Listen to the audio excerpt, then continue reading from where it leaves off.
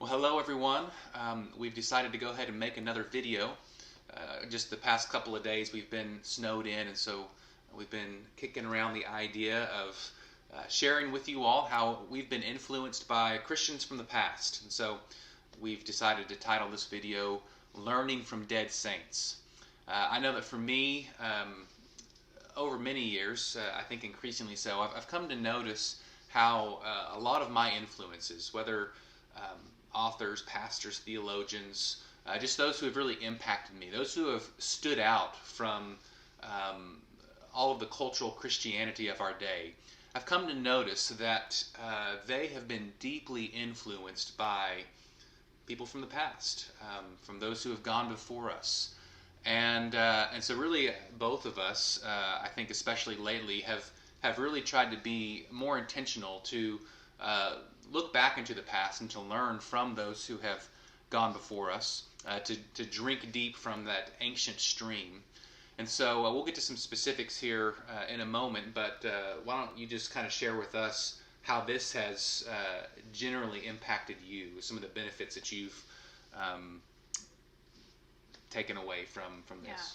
Well, I even remember as a kid, like in high school, I was really interested in missions, thought about going on the mission field when I was older, and so I was reading a lot of missionary biographies, and a couple of missionaries that stand out to me today are Jim Elliot, Elizabeth Elliot, and then also Amy Carmichael. Those were some that I read as a kid and still have an impact on me today. I'll think about their story every once in a while. Just a huge encouragement in my life and in times of struggle or doubt or anything like that I can look to that in the past, but also it makes me think of Hebrews 11 in the Hall of Faith chapter, where we see all these people from Scripture who we can look to for encouragement and inspiration in our walk as believers.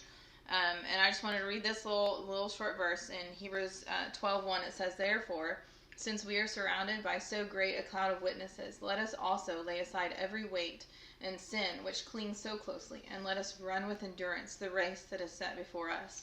And so, looking towards this cloud of witnesses that we see in Scripture, that they're witnessing and testifying to who Christ is and what He has done for them, but also those in more recent past that, we're going to mention some today. Right, and they're even testimonies to how one ought to live in light of what Christ has done. And so, I know that you started a lot earlier than I did with biographies, but we'll get to some biographies soon enough. But first, I thought I would mention this book. This is called The Valley of Vision. This is actually a rebind that I did. I thought that I was going to start a new hobby a couple of years ago, and I did one book, and it's this. But I'm glad it was this. This is a real precious book to both of us, and I know that you actually spend time in this every morning. So I thought maybe you could share a few lines from this, and then I'll share some as well. Just a little bit more background. This is basically a collection of Puritan prayers, and so the Puritans were a subset of Christians in the 1600s, early 1700s. We'll talk a little bit more about them here in a moment. But these are just, I think, really super penetrating prayers that we've both found really helpful. So you can share a couple lines, and then I will. Yeah, so I try to read one of these every day, and some of it has some these and thous, but it's really easy to understand and very helpful. So I really like this prayer. It's called The Infinite and the Finite, and I thought it was really relevant to what our world is going through today with just lots of changes. So it says, "A mighty God who amidst the lapse of the worlds and the revolutions of empires feels no variableness, but is glorious in immortality. May I rejoice that while men die, the Lord lives, that while all creatures are broken reeds, empty cisterns, fading flowers, withering grass, He is the rock of ages, the fountain of living waters." So I think that can be, a huge encouragement even in our world today. That, this was it from hundreds of years ago, but it's so relevant for us today. So, All right. So my all-time favorite prayer in here is called Regeneration, and I'll just read some lines from it. So it begins like this: O great God of the highest heaven, occupy the throne of my heart. Take full possession and reign supreme. Lay low every rebel lust. Let no vile passion resist thy holy war. Manifest thy mighty power and make me thine forever. If we skip just a few lines down, he says, I was dead in iniquities, having no eyes to see thee, no ears to hear thee, no taste to relish thy joys, no intelligence to know thee. But thy Spirit has quickened me and brought me into a new world as a new creature, and has given me spiritual perception, has opened to me thy word as light, guide, solace, joy. So actually, probably my favorite hymn is written based on this prayer. It might sound familiar to you. O great God of highest heaven. It has a lot of the same language, of course. And I would actually encourage you to look not only to something like the Valley of Vision, but a lot of old hymns can also really help us in a special way, because those who have gone before us, those, if we look centuries in the past, they have strengths that we don't have today. In fact, their strengths are often our weaknesses, and so we can see our blind spots. We can learn from them in a way that we can't learn from modern readers, and so, or from modern writers. And so, and we'll come back to that thought a little bit too. But just speaking of the Puritans, this box set right here is something that Emily and I have watched through recently, and so there's a 2-hour documentary on the Puritans, but then all kinds of lectures on the various Puritans throughout history. And man, it was just super encouraging for us. In fact, we've watched the documentary twice. I don't know about you, but whenever I watch that, and whenever I just learn more about these Christians from the past, it just kind of makes something well up within me. I don't know. Yeah, I mean, you can even, like, just learning about the persecutions that they faced that we can't even imagine in our Western world. That's just a huge encouragement that they held to the faith and they didn't give up and they kept striving to spread the gospel. Yeah. So I think a lot of it was their persecutions that really fortified their faith. But then also, just their understanding, and of course we're looking at the best of the best here, these Puritan pastors and authors, but just their depth of understanding and their just their fervency, I think is very, very inspiring. And I'll be honest that, like, before we found the Valley of Vision or even watched that, like, when I thought of the word Puritan, I thought of like a very legalistic pilgrim. Yeah. They kind of have a bad reputation, especially like from books like the Scarlet Letter and stuff like that. But whether we're talking about the Puritans or the Reformers, or you just go back and look at all these Christians throughout history, and there's something we can learn from the various eras, and again, we see a lot of our weaknesses today. We see, I think, frankly, just the frivolousness of our cultural Christianity and things like that. But we bought this whole stack here of Puritan paperbacks because of how much this documentary inspired us. And we're just scratching the surface. I'm reading a book right now by Richard Sibbes called The Bruised Reed. And what are you reading? It's a book on prayer by John Bunyan. Yeah.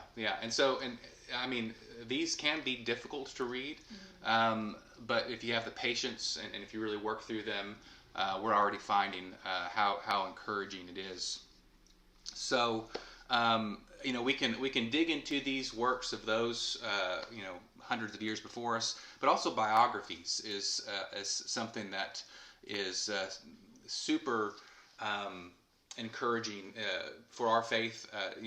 You mentioned reading these biographies as a kid. I've been reading more biographies now than I ever had before, and I've come to find that I think that biographies of Christians who've gone before us is probably the most edifying kind of literature there is outside of the Bible, and reading just their testimony of faith.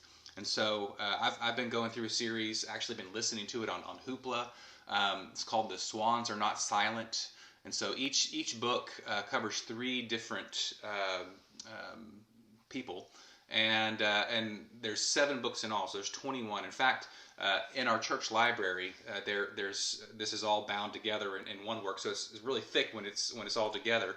But it's very manageable, just going book by book. It's called 21 Servants of Sovereign Joy, is what the title is in the church library. But these individual books it's called the Swans Are Not Silent series. And I just know that's been very, very encouraging and inspiring for me. I know you've read a couple lately on Charles and Susie Spurgeon, right? Mm-hmm. And so, yeah, I think about C.S. Lewis. He wrote about chronological snobbery, and that phrase always kind of stands out to me as helpful, and how in our day we might tend to think that, okay, we've got it all figured out, and I think you especially see this in the secular world, right? It's that everything else before us is antiquated and of no use, and we're on this continual road of progression. But I think that there's so much that we can learn from those who have gone before us, and so we shouldn't have this chronological snobbery, thinking that we've got it all figured out. In fact, we can see very quickly what our weaknesses are by looking to those in the past and seeing some of their strengths. So, anything to add to that before we move on? No. All right. So we've been encouraged as we've dug into some of these works and biographies. We've also brought our kids into it, and it's been very rewarding to do that. And so again, this is just an encouragement to you to not only do it yourself, but even bring your kids into it. So the kids, they watched some of this Puritan documentary with us. In fact, I remember Caleb was kind of upset whenever he found out that we finished it after he'd gone to bed. And so, they really have come to enjoy learning about these people from the past. Of course, we've gone through Pilgrim's Progress with them, which was written by John Bunyan in the 1600s. This allegory of the Christian faith, and that has, I think, had an impact. Not only on them, but on us. Mm-hmm. You've got the Simon and Dakar book here. Why don't you tell a little bit about it? So Simon and Dakar has several books. They're biographies of just various Christians throughout history. This one is on Charles Spurgeon. We've read several of them with the kids, like on Luther, Jonathan Edwards, Marie Durand, Athanasius, Lady Jane Grey. And these are stories that these books are very readable. Even Silas is 7 and he understands it. We might have to stop along the way and explain things to him, but there's great pictures in it. We'll read a few pages every night sometimes for family worship, and the kids still remember these and talk about them. When things happen in the world. And if we stop early on one, and if we just maybe read 2 or 3 pages, they'll often be like, "Oh, we want to read more." So we have a stack of these in the church library. I'm a little salty about this to use. I've got a whole story about that. I used to not know what the word salty meant, but at least in modern slang. But I do now, and I'm a little salty that I think of all of these different sets that I have in the church library. I know that as far as I know, none of these have been checked out. And yet I think that these might be the most beneficial, not only for kids, but even for adults. Right? So again, no shame in an adult. Go check out like the Jonathan Edwards one on this. It's excellent. They're all good.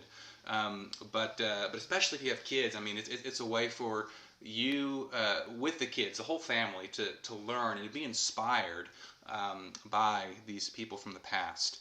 I know you're going through a George Mueller biography. Yeah, with so the I kids. actually read a George Mueller biography as a kid, and I still remember it very well. And I thought the other day, wow, I really need to pull one of those out and read it to the kids, and they love it. We'll read a chapter a day. It's so good. Yeah, and I think it opens up a whole new world to them, right? It helps them to see how Christians in the past, the persecutions they faced, the difficulties they faced, the way that they were faithful, and the way that they had a fervency that maybe we see lacking in the church today, especially in the United States of America.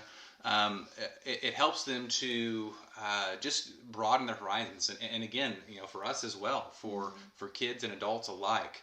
I think it's just so very important to to explore and to learn about those who have gone before us. And so I think that biographies, definitely, like, picking up something like The Valley of Vision, reading it, of course, documentaries, the kinds of things that we've mentioned are some really good ways to get your feet wet. And really, we're just getting our feet wet. I mean, this whole stack of books right here, we're both on our first one, right? And so again, we're just kind of sharing where we are in our journey, but it's exciting, and I think that if every Christian was able to do some of this and to learn and to benefit from those who have gone before us, I think that the church would look radically different today. And so anyway, hopefully this is encouraging to you. Anything that you want to add before we close? Yep. All right. So you guys have a good day, and we'll see you next time.